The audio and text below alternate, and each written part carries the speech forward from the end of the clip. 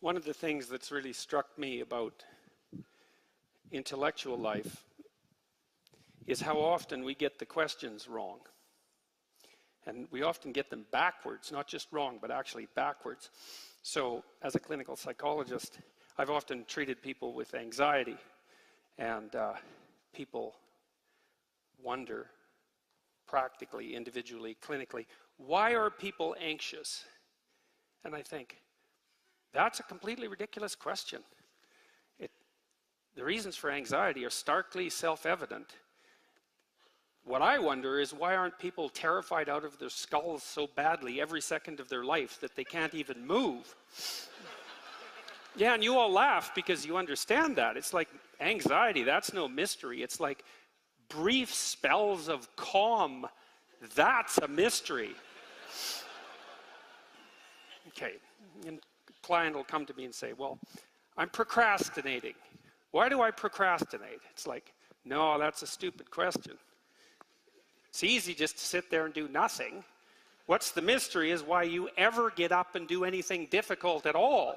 Procrastination is the default. And psychologists ask, doctors ask, well, why do people take cocaine? It's like, no, it's it's the wrong question. The right question is, why not, like an addicted rat, don't you just take cocaine all the time until you die? That's the question. And this question about meaning is like that too. Is there meaning in life? That's a stupid question. And I'm serious about that. That's not a question you ever ask yourself if you're in pain, right? Because when you're in pain, you know that life has a meaning. It's the pain. And you can't argue yourself out of that meaning. And so, when we're asking whether or not life has meaning, that isn't what we mean. What we mean is, in the face of life's pain and suffering, does life have any positive meaning? And that is not the same question. Now, I'm going to leave that aside for a minute, and I'm going to tell you a little story. It's a little experiment.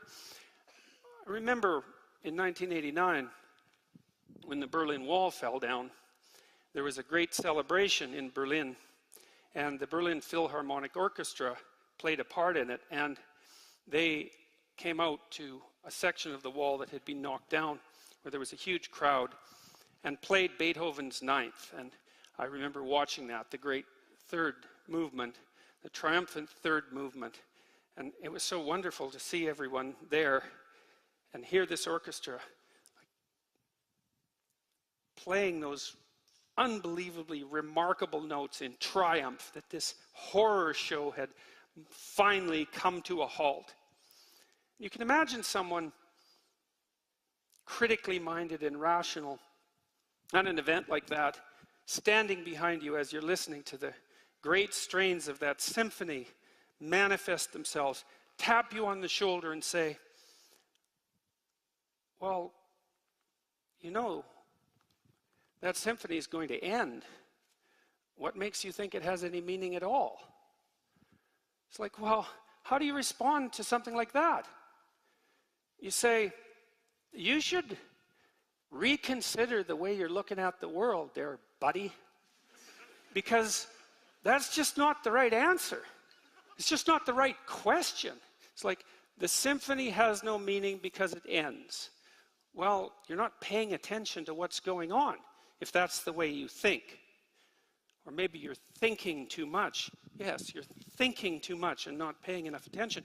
But it's more serious than that. And this ties in the issue of pain. Say, what does it all matter if in 10 billion years the earth is going to fall into, or the sun is going to expand and consume the earth? What difference does it make? And I would say, well, is that kind of answer you're going to give to a child that's in pain? That's your answer? It's like, hey, you've got the flu, you're anxious, you're having a nightmare, you're in terrible pain, but in 10 million years, who the hell is going to know the difference? Yeah, right, no kidding, eh? It's like, you don't, if the question is, if that response is absurd in that situation, then it's an absurd response. The mere fact that you can come up with a time frame across which your current activity is meaningless only means that you're capable of playing with meanings across time frames. It doesn't mean anything at all about meaning, as far as I can tell. Is it absolutely obligatory that everything that's meaningful has to be significant in some unimaginable distant future? Why is that the hallmark? Why wouldn't you just say, well, here's an idea. Why don't you stop conceptualizing your life across time frames that takes all the positive meaning out of them? How would that be for a suggestion? Maybe the fact that posing the question in that way makes you feel miserable and wretched and futile is an indication that there's something wrong with posing the question in that manner. And you might say, well, there's nothing wrong with posing questions. And I would say, well, that brings us back to the child in pain problem. Sometimes there is a problem with posing questions in a certain way. And what difference is it going to make in 10 million years is not a sufficient response to someone who's suffering. And then you might say, well, we could expand that idea even. We could play with that idea of suffering. We could say, well, maybe it's a child in Auschwitz, you know, and the suffering isn't merely a consequence of an illness. Not that that's trivial, but the suffering is the consequence of conscious malevolence. How about that? And the purpose of the malevolence is just to make things worse. And to top it all off, because malevolence is a form of art, it's not only to make things worse, it's to make things worse in the worst possible imaginable way, which is basically to amplify the suffering of someone maximally innocent in the most pointless way possible. Well, what's your answer to that? It's like, in 10 million years, what difference is it going to make? Life is fundamentally meaningless? It's like, what kind of answer is that? It's an answer that shows that the framework within which that question is generated is invalid. That's what kind of answer it is.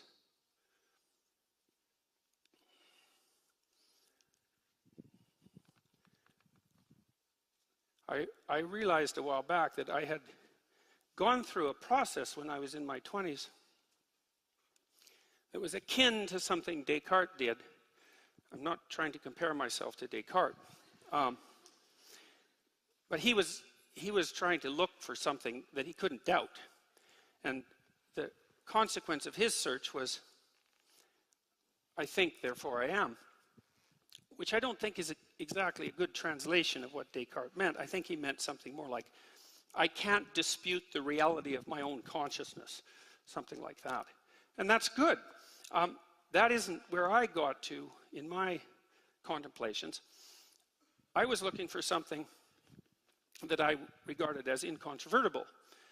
And I was fortunate at that time because I was reading Alexander Solzhenitsyn, and Solzhenitsyn wrote the Gulag Archipelago, among many other things. And the Gulag Archipelago is a description of the absolute catastrophes of the Soviet state and the entanglement of the individual psyches of the Soviet citizens in that catastrophe, their descent into deceit and cruelty, deceit, resentment, and cruelty. And Solzhenitsyn said in the Gulag Archipelago that he thought the Nuremberg trials were the most important event of the 20th century. And the reason he said that was because the Nuremberg judgment, for better or worse, was that there were some acts that were so viciously brutal that there was no excuse whatsoever for engaging in them, no matter who you were or what your culture was or what your rationale was. And so for Solzhenitsyn, the Nuremberg trials established what you might describe as the transcendent reality of evil. And that's an unbelievably useful thing. It's akin to this idea of suffering, in my estimation, and because, well, it's the child in Auschwitz problem. It's that you need an answer to the problem posed by the suffering of innocence as a consequence of malevolence. You say that's evil, the conscious exaggeration of unnecessary suffering. And that gives you a vantage point. That's wrong. Whatever it is, that's wrong. Well, then you have a place to stand. You can say, oh, okay, now I know that there's something that's wrong. In a non-trivial way, in a way that can't be just dispensed with rational objections that emerge as a consequence of contemplation of the boundedness of life. Those answers aren't serious enough to address the issue. Well, so I thought, okay, well, I found something that I can grip onto or stand on without dispute. There are acts that are unquestionably evil. And that means that there are acts that are unquestionably good. Now, it doesn't mean that we know what they are, right? Because just because you know one pole of something doesn't necessarily mean you know the other. I could say that whatever leads us as far away as we can possibly get from Auschwitz, that's good. Well, I've been trying to puzzle out what that might be for 25 years, to outline it in a practical manner, I suppose, and an abstract manner. To understand if there's a root, a mode of being, let's say, that takes us away from undue suffering, but more than that, takes us away from undue suffering multiplied by malevolence. It's a fundamental existential problem of life. We all suffer. That's the meaning of life. We all suffer. The suffering is exacerbated by the malevolence in our hearts and the malevolence in the hearts of all of us. And the paramount issue that faces us is what to do about that. And the answer is, I think, live a life that manifests itself as meaningful. Because it seems to me that the meaning isn't a rational phenomenon. It's not something that you create. This is where Nietzsche, I think, got it wrong. He believed that as a consequence of the death of God, we would have to create our own values. We would have to become gods ourselves, so to speak.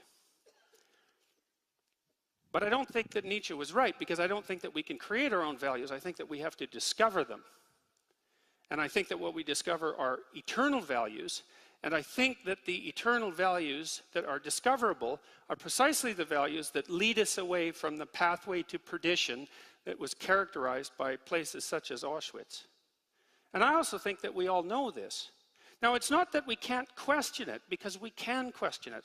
But the questioning is, in some sense, beside the point, like the person objecting to the grandeur of Beethoven's Ninth by pointing out that it's going to end.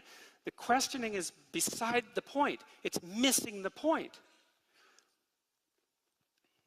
I've studied a variety of great psychologists, Jean Piaget and Carl Jung and Freud and Carl Rogers, many of the great 20th century clinicians. And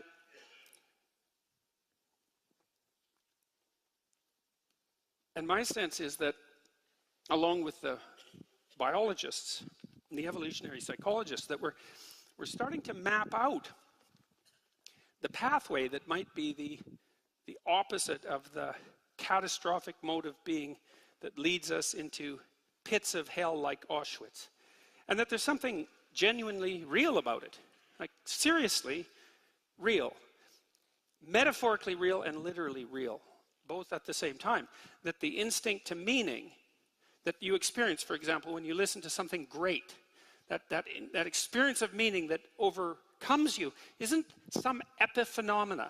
It's not some mere reflection of some more fundamental process, but that which is more fundamental than anything else.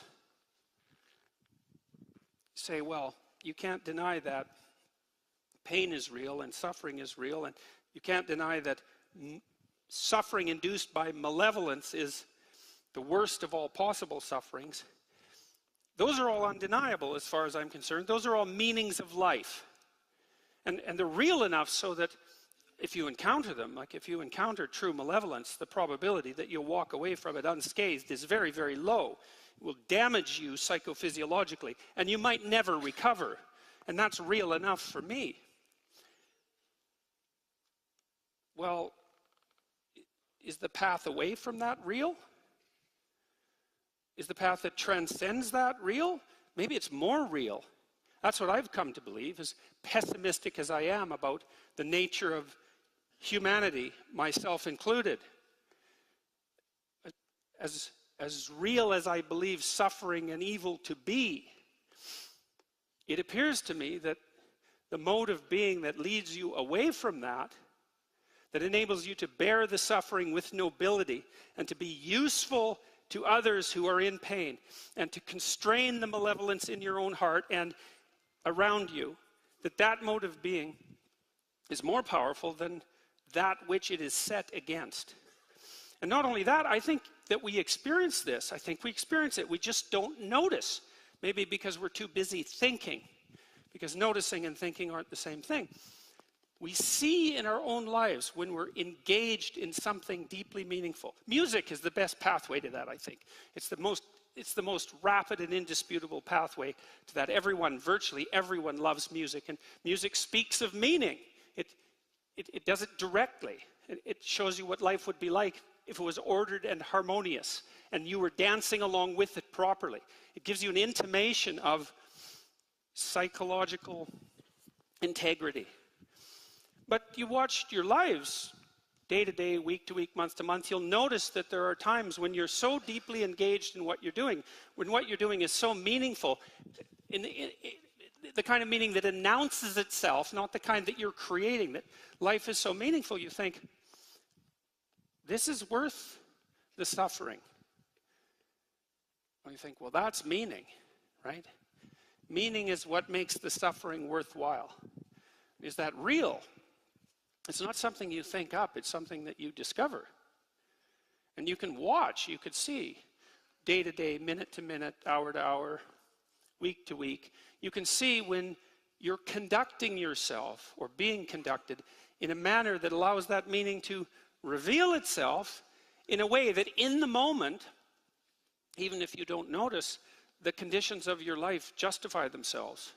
And that's really saying something, because pain and suffering and malevolence are real.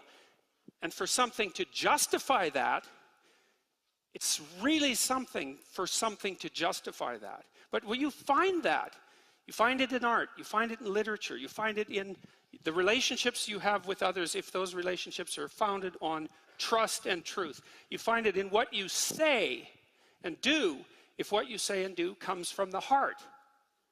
You can experience that.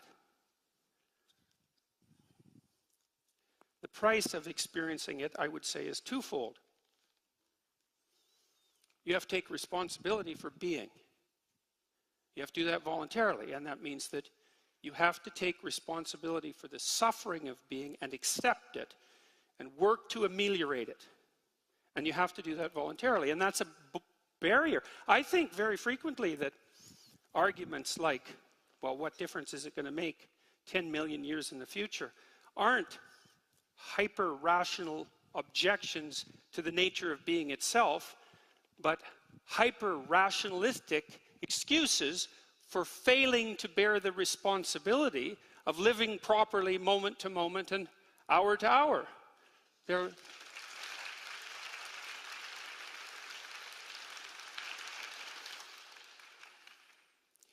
Say you have a child who's sick, maybe one who's been hurt.